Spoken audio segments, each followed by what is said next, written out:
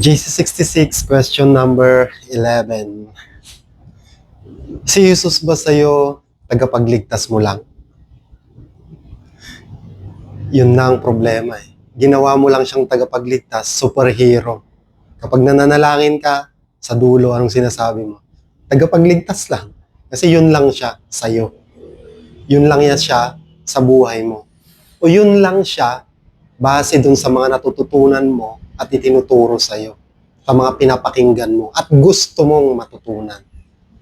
Kasi kung pinag-aralan mo ang totoong Jesus, Messiah, Kristo, Lord, hindi siya basta Lord na parang in the word sense na yung Lord lang na Panginoon, Master, mas malalim pa doon ang kahulugan niyan.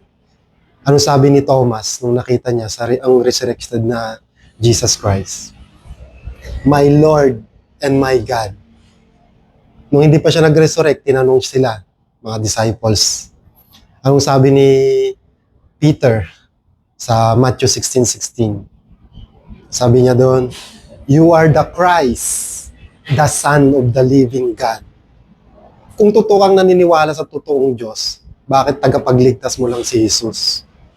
Ginawa mo siyang katumbas ng mga superhero na kilala mo eh. Ito, mga anime. Same na siya dito sa paniniwala mo. Kaya habang may pagkakataon ka pa, hindi lang dun sa sinabi nino, ganito, ganyan. Pag-aralan mo kung sino talaga si Jesus. Sino talaga siya, lalong-lalo na sa puso at isipan mo. Alamin mo siya. Makikita mo siya dito.